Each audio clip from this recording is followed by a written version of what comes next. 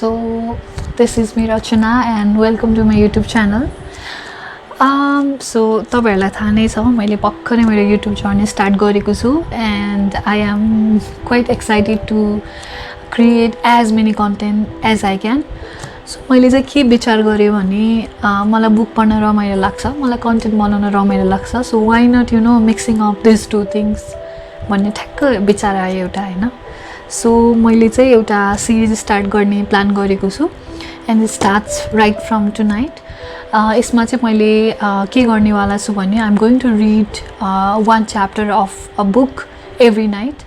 अनि त्यो भिडियोहरु चाहिँ म एभ्री नाइट अपलोड गर्छु सो दैट कसैलाई चाहिँ कुनै बुक पढ्न मन लागेको बेलामा बुक किन्न अफोर्ड गर्न नसकिरहेको बेलामा अथवा बुक पढ्ने टाइम नभएको बेलामा चाहिँ you can join this journey with me. मैले पनि नपढेको किताबहरु नै सेलेक्ट गर्ने छु and today is the first night of my book series. यसलाई म कुनै नाम पनि दिने छु. I am thinking of something very creative. ठ्याक्क अहिले नाम आएन but I'll maybe after some days it will happen. अनि मैले फर्स्ट बुक चाहिँ मेरो एकदम one of the favorite person Michelle Obama. I think सबैजनाले नाम सुन्नु नै भएको छ. सो उहाँको किताब चाहिँ म पढ्न गइरहेको छु मेरो फर्स्ट बुक सिरिजको लागि.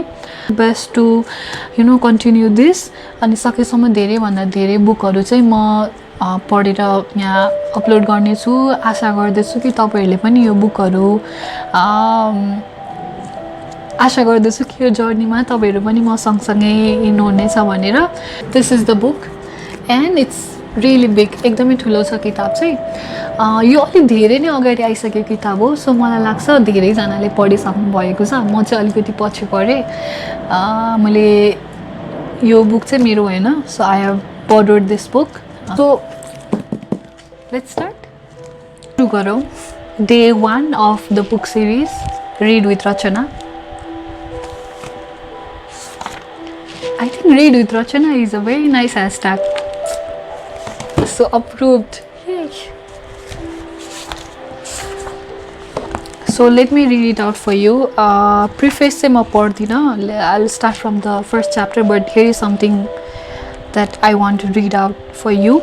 To all the people who have helped me become, the folks who raised me, Fraser, Marian, Craig, and my vast extended family, my circle of strong women who always lift me up, my loyal and dedicated staff who continue to make me proud, to the loves of my life, Malia and Sasha, my two precious peas who are my reason for being, and finally Barak who always promised me an interesting journey.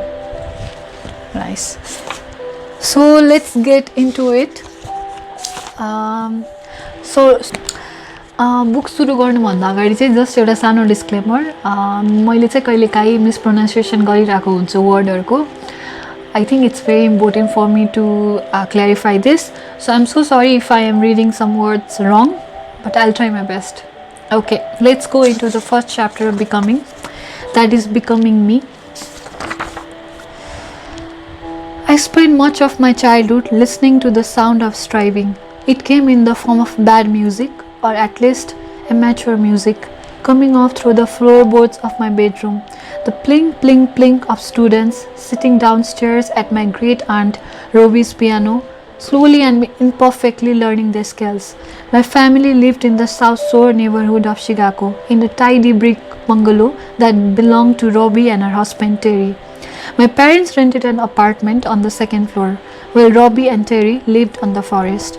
Robbie was my mother's aunt and had been generous to her over many years, but to me she was kind of terror. Prim and serious, she directed the chore at a local church and was always our community's resident piano teacher. She wore sensible heels and kept a pair of reading glasses on the chin around her neck.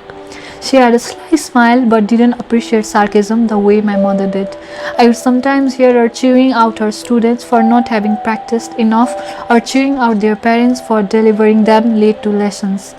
"Good night," she would exclaim in the middle of the day with the same blast of expression someone else might say.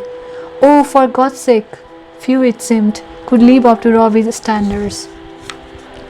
The sound of people trying, however, became the soundtrack to our life. There was a plinking in the afternoons, plinking in the evenings.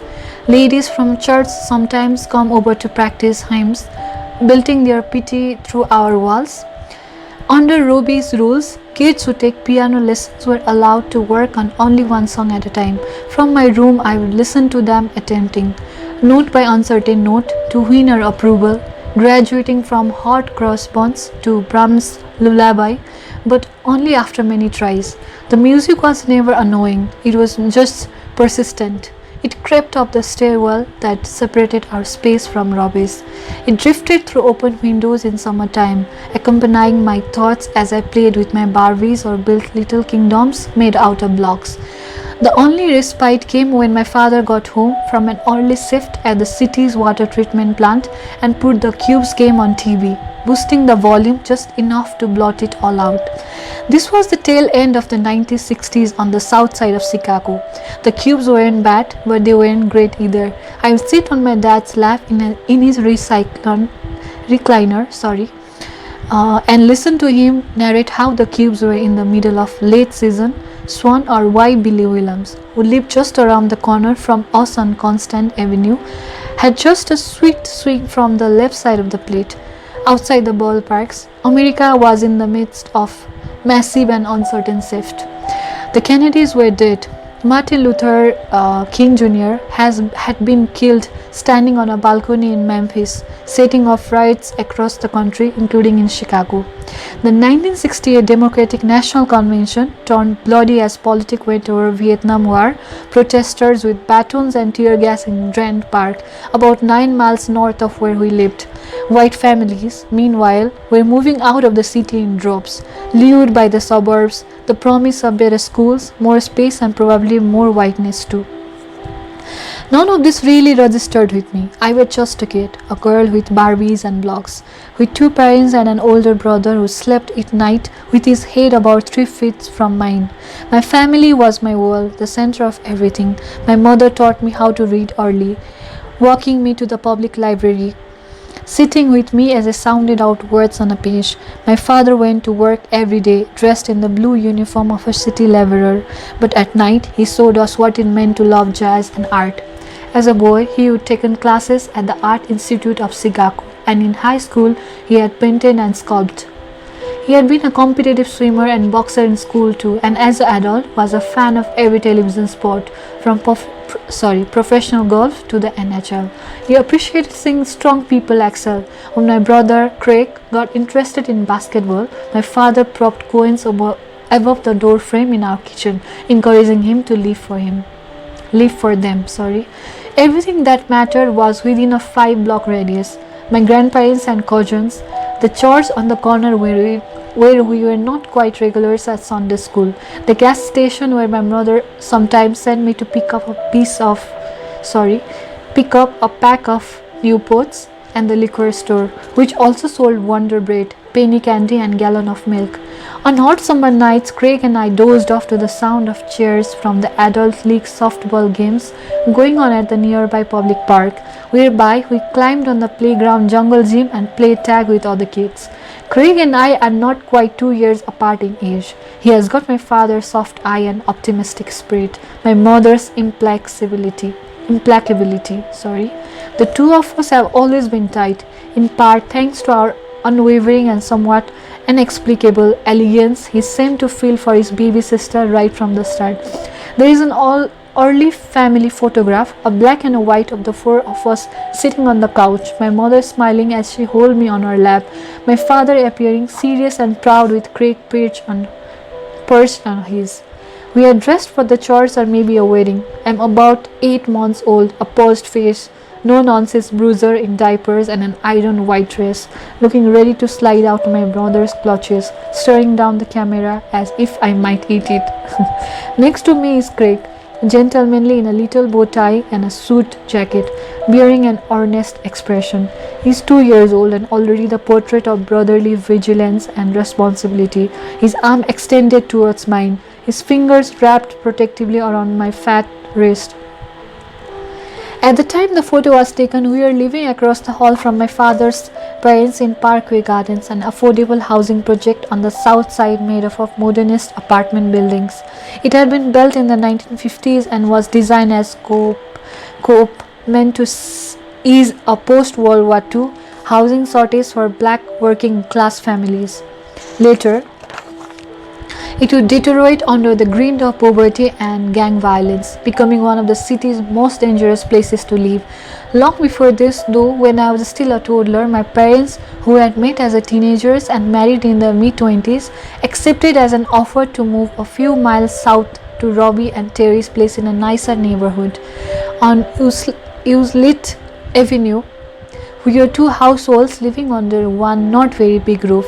Judging from the layout, the second floor space had probably been designed as an in-law apartment meant for 1 or 2 people, but 4 of us found a way to fit inside. My parents slept in the lone bedroom, while Craig and I shared a bigger area that I assume was intended to be the living room. Later, as we grew, my grandfather, Pernell Sills, my mother's father, who was an enthusiastic if not deeply skilled carpenter, brought over some cheap wooden paneling and built a makeshift partition to divide the room into 2 semi-private spaces. He added a plastic accordion door to each space and created a little common play area in front where we could keep our toys and books. I loved my room. It was just big enough for a twin bed and a narrow desk. I kept all my stuffed animals on the bed, painstakingly tucking them around my head each night as a form of ritual comfort. On his side of the wall, Craig lived a sort of mirror existence with his own bed pushed against the paneling parallel to mine. The partition between was so flimsy that we could talk as we lay in bed at night, often tossing a ball socked back and forth through the 10-inch gap between the partition and the ceiling as we did. Aunt Robbie, meanwhile, kept her part of the house like a mausoleum, the furniture swathed in protective plastic that felt cold and sticky on my bare legs when I dared sit in on. Our shelves were loaded with porcelain figurines we were not allowed to touch. I would let my hand hover over a set of sweet-faced glass bottles, a delicate-looking mother and 3 tiny puppies, and then pull it back, fearing Robbie's wrath. When lessons were not happening, the first floor was deadly silence. The television was never on. The radio never played. I am not even sure the 2 of them talked much down there. Robbie's husband's full name was William Victory Terry, but for some reason we called him only by his last name. Terry was like a shadow, a distinguished-looking man who wore 3-piece suits every day of the week and pretty much never said a word. I came to think of upstairs and downstairs as 2 different universes, ruled over by competing sensibilities. Upstairs we were noisy and unapologetically so. Craig and I threw balls and chased each other around the apartment. We placed furniture polish on the wood floor of the hallway so we could slide further and faster in our socks, often crashing into the walls. We held brother-sister boxing matches in the kitchen using the 2 sets of glove my dad had given us for Christmas, along with personalized instructions on how to land a proper job. At night, as a family, we played board games, told stories and jokes, and cranked Jackson 5 records on the stereo. When it got too much for Robbie down below, she would empathetically flick the light switch in our shared stairwell, which also controlled the light bulb in our upstairs hallway, off and on, again and again, our politish way of telling us to pipe down.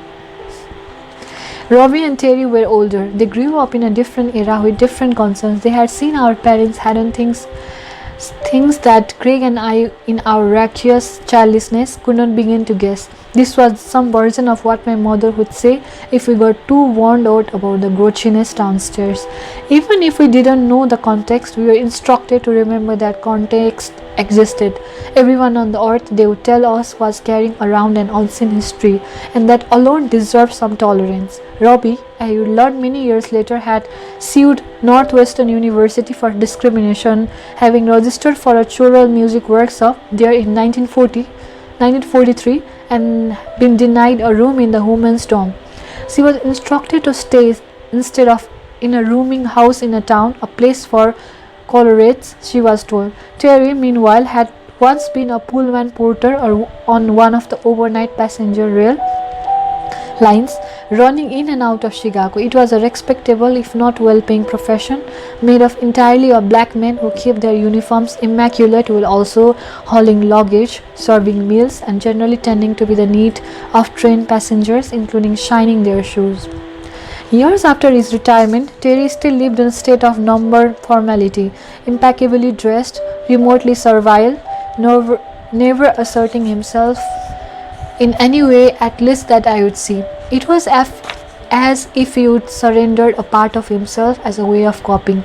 I'd watch him mow our lawn in the high heat of summer in a pair of wingtips, suspenders, and a thin-brimmed fedora, the sleeves of his dress shirt carefully rolled up.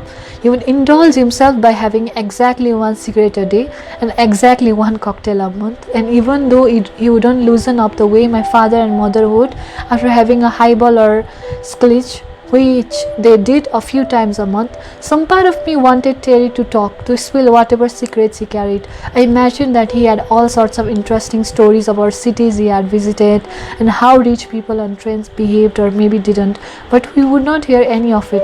For some reason, he'd never tell.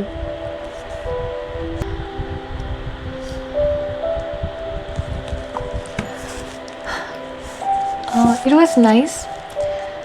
यहाँसम्म चाहिँ उसको सबै चाइल्डहुडको बारेमा थियो and it's just starting, so I'm really excited what it holds in other pages. तर I think आजको लागि चाहिँ हामी यति नै गर्छौँ. So I'm in the 8th page and I'll continue it from the next paragraph. मैले जहाँसम्म पढेको छु त्यसको अर्को प्याराग्राफदेखि चाहिँ म कन्टिन्यू गर्नेछु. I thought म आज एउटा च्याप्टर पढ्छु भनेर सोचेको, बट एकदमै धेरै लामो रहेछ first chapter, so I cannot continue this in one video. So आजको लागि चाहिँ हामी यति नै गरौँ. अनि यति अन्तिमसम्म बसेर भिडियो हेरिदिनु भएको सबैजनालाई धेरै धन्यवाद. Thank you so much for staying till the end. भोलि पनि फेरि बेलुका सेम रिड विथ रचना लिएर म फेरि आउनेछु. अनि if you are interested to continue this journey with me, let's do it together. I'll be really happy to see you in the same journey. So good night, thank you so much, bye bye, see you tomorrow.